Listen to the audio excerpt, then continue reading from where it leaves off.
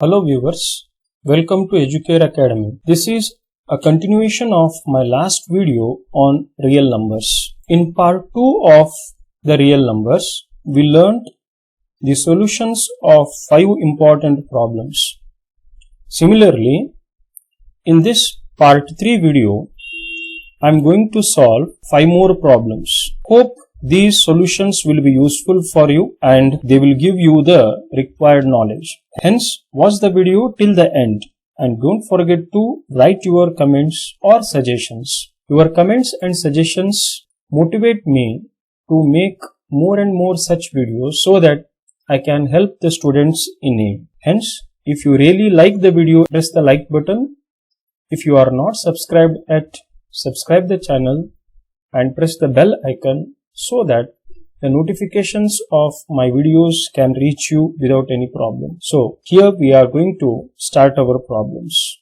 Now let us go to the list of problems what I am going to discuss in this particular video. Here I have selected 5 problems and these 5 problems are somewhat special and they are most commonly found in the annual examinations of both CBSE and state syllabus. Please go through them. If you want the direct solution of any one problem, you can skip the remaining and directly you can move to that particular problem by forwarding the video. Dear students, now let us solve the first problem. Here we need to prove that n square minus n is divisible by 2 for every positive integer n. So how to prove this? First we have to consider the positive integer. We know that a positive integer will be of the form a is equal to bq plus r. Here b can be considered as the divisor, q is the quotient and r is the remainder. Call it as 1. And also we know that r value should be less than the b value. Remainder should be always lesser than the divisor. Now we have to make use of this Euclid's division lemma or algorithm to prove the statement. For that I have to make some small changes.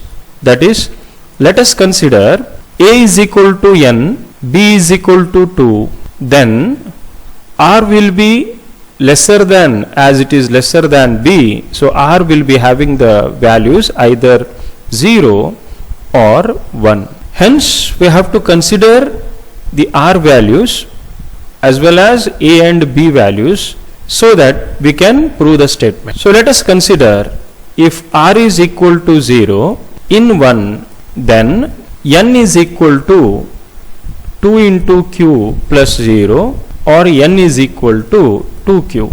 Let us call it as 2. Now consider the given. What is given?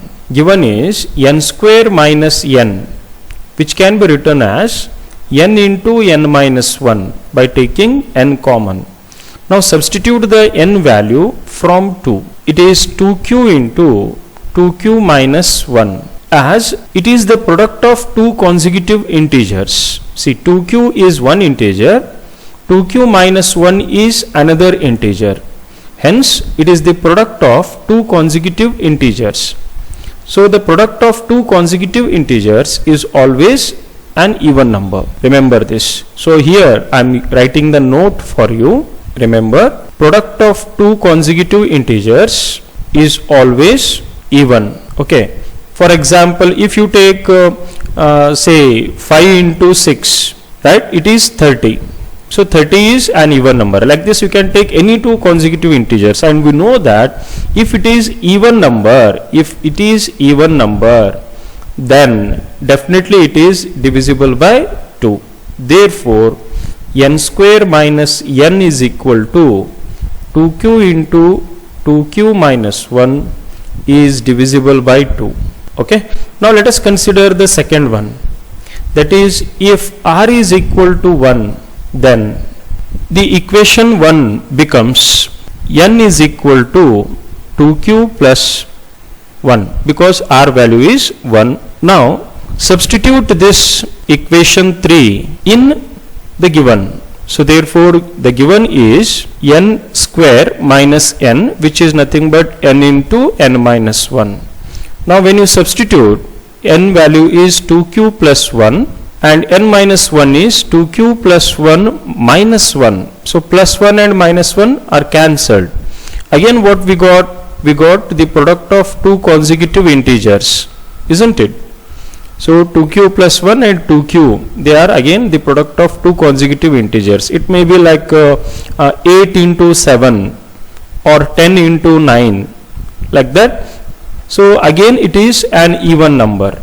Therefore n square minus n is divisible by 2. In this way we proved that for every positive integer n square minus n is divisible by 2. Okay, so after learning this, let us move to the second question.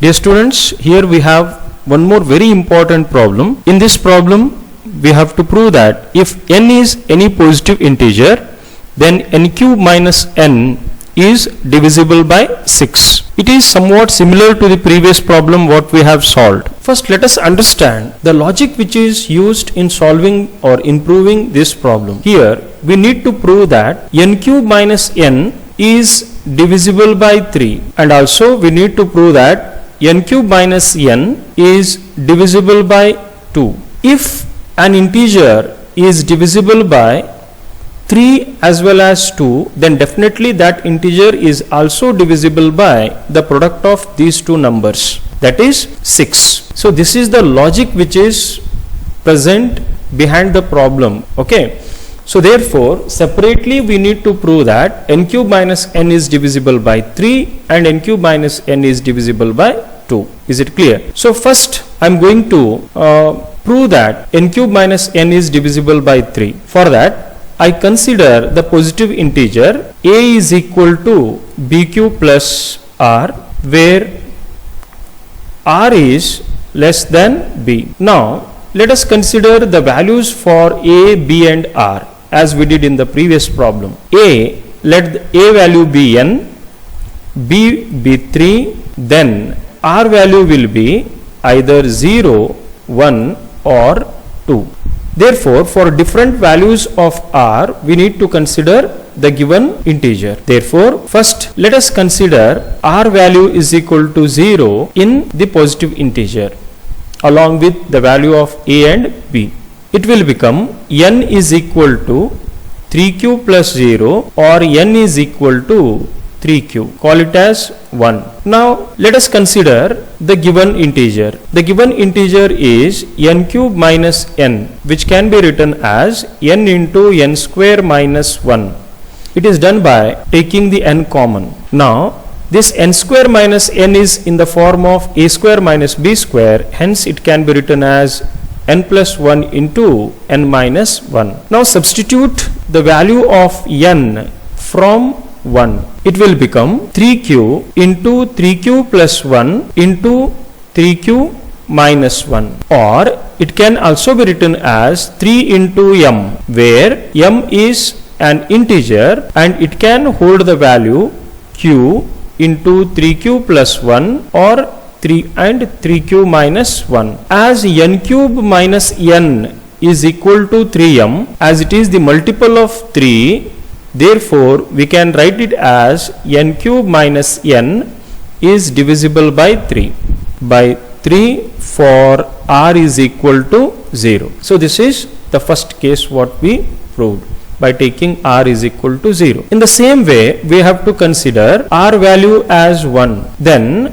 the positive integer, that is a is equal to bq plus r, what we have taken earlier, that will become n is equal to 3q plus 1. Now call it as 2. Therefore let us consider n cube minus n, and we know that it can be written as n into n plus 1 into n minus 1 as we did earlier. Then substitute 1 in the given. So it will become n is 3q plus 1, n plus 1. So 3q plus 1 plus 1, and again it is 3q plus 1 minus 1. So plus 1 and minus 1 cancelled. We got the step as 3q into this 3q is taken first, 3q plus 1 into 3 cube plus 2. Again it is an integer with multiple 3 here, therefore it can be written as 3m, where the m value or the integer value may be q into 3 cube plus 1 or 3 cube plus 2. I hope you got this. As in this step also, n cube minus n is divisible by 3, therefore again we can write n cube minus n is divisible by 3 for r is equal to 1. In this way only we need to prove the same thing for r is equal to 2, that I am going to show you quickly. Hope you got the solution for r is equal to 2 is clear. We can write the conclusion that as it is the multiple of 3, we can write the conclusion that n cube minus n is divisible by 3 for r is equal to 2, or totally we can write n cube minus n is divisible by 3, because we have checked it for all the 3 cases, and just you call it as the step 4, a very important step. We proved that n cube minus n is divisible by 3. In the same way, we need to consider the whole method for the second number, second integer, that is 2. So under the step 2, I am going to prove that n cube minus n is divisible by 2. Okay. So for that I have to repeat this procedure. I have to again consider the positive integer, and all the steps are again the same, right? Just you observe it. Now we proved that n cube minus n is divisible by 2 for r is equal to 0 as well as r is equal to 1. Therefore, finally we can write the conclusion that n cube minus n is divisible by 2. So call it as 5, call it as 7. Therefore, from 4 and 7 we came to know that n cube minus n is divisible by both 3 and 2. Hence, it is also divisible by 6. That is the product of 3 and 2. Like this, we prove the problem. Now, it is the third problem of the video. What is the condition for the decimal expansion of a rational number to terminate? Explain with the help of an example. We know that every rational number will be of the form p by q, and we can convert this p by q form of the rational number to decimal expansion. It can be converted to decimal expansion. But there are two cases for the decimal expansion. The decimal expansion might be having the terminating decimal places, or it might be having non-terminating but recurring decimal places. Hence, there is one condition for having the terminating decimal places. For terminating decimal expansion, in the given p by q form of the rational number, the denominator q should fulfill a condition. See, the denominator q should be brought into the form of 2 raised to m into 5 raised to n. So this is the condition. If the denominator can be converted to 2 raised to m into 5 raised to n form, then definitely that rational number will be having the terminating decimal expansion. So therefore, this is the condition what they have asked. Now we can understand it with the help of one example. Suppose I have a rational number 15 divided by 16, then we can check the denominator q. Q is equal to 16, and it can be written as 2 raised to 4, or it can also be written as 2 raised to 4 into 5 raised to 0, because we know that anything raised to 0 is equal to 1. Therefore, the denominator q can be written in the form of 2 raised to m into 5 raised to n. Therefore, 15 divided by 16 can be written as 15 divided by 2 raised to 4 into 5 raised to 0. Here we have 2 raised to 4. Now if you want to convert this to the terminating decimal expansion, then you have to make these two powers equal. For that, what I do, I multiply 5 raised to 4 in both numerator as well as denominator. Then it is 15 into 5 raised to 4 is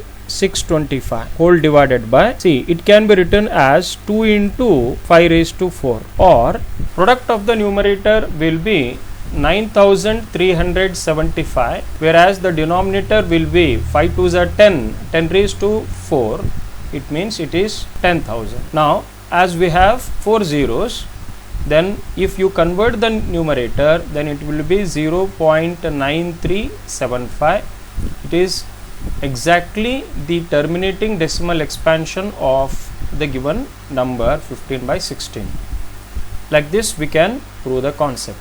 Now let us move to the fourth problem. Here the problem is to convert 6 divided by 1250 to the decimal expansion form. So this problem is related to the previous problem what we have discussed. Let us consider the solution of this. See, the given rational number is 6 divided by 1250. It is in the form of P by Q. Now you have to modify the denominator. For that you have to find the prime factors of 1250. You need to convert 1250 into the product of its prime factors. See, I can write it like this. Here I have taken the number tree for 1250 to identify the prime factors of it. So here 5, 5, 2, 2 and 5, these are the prime numbers. Hence the 1250 can be written as 2 square into 5 cube. Now see, the denominator is converted to 2 raised to m into 5 raised to n form. So definitely this number can be written in the decimal expansion form very easily. Observe here, there is difference in the power. Both powers have to be made equal to convert them to decimal expansion form. For that, what I do, I multiply 2 to both numerator as well as to the denominator. Then it becomes 12 divided by 2 raised to 3 into 5 raised to 3. Now the powers are same. Hence the denominator can be very easily written as 10 raised to 3, or it is 12 divided by 1000. Now if you modify this, then you will get 0.012, which is the decimal expansion of 6 divided by 1250. Hope the solution is clear to you all. Now let us go to the next problem. Here we have a problem to prove that root 6 is an irrational number. So this type of example is most commonly found in the annual examinations of both the CBSE and state syllabus exams. Now how to prove that root 6 is an irrational number? For this we adopt a technique which is called as the contradictory method. See what we do here. First we assume the opposite of this irrational property. We assume that root 6 is a rational number. Then definitely root 6 must be in the form of P by Q, where P and Q are co-prime numbers. Now just use square on both sides. It becomes root 6 whole square is equal to P square by Q square, or 6 is equal to P square by Q square, or it can be written as 6Q square is equal to P square. Here we notice that P square is divisible by 6, because if you take 6 to the RHS, then it goes to the denominator, and hence 6 divides the integer, that is P square. Therefore you can write P square is divisible by 6. If P square is divisible by 6, then P is also divisible by 6. Call it as 1. Okay. Now in the above step we need to substitute P is equal to 6K. Then it becomes 6Q square is equal to 6K whole square, or it is 6Q square is equal to 6 into 6K square. So 6 on both sides cancelled. Hence Q square is equal to 6k square. From this again we come to know that q square is divisible by 6, because if you take 6 to the LHS, it divides q square. Then it implies that q is also divisible by 6. Now from 1 and 2 we came to know that p and q are not co-prime numbers. Initially we considered that p and q are the co-prime numbers, right? But here when we observe 1 and 2, we find that p and q are not co-prime numbers. Then definitely p by q is not a rational number. Hence our assumption is wrong. Therefore the initial consideration, that is root 6 is equal to p by q, it is contradictory to our assumption. Therefore root 6 is not a rational number. If it is not a rational number, then definitely root 6 is an irrational number. Like this we prove that root 6 is an irrational number, and this method can be adopted to any such irrational number like root 3, root 2, root 5, root 7, etc. Hope you got the solution easy. Now this is the fifth and the last question of the video. I think you have enjoyed the problems which are covered in this particular video. Give your comments and like the video. Thank you very much.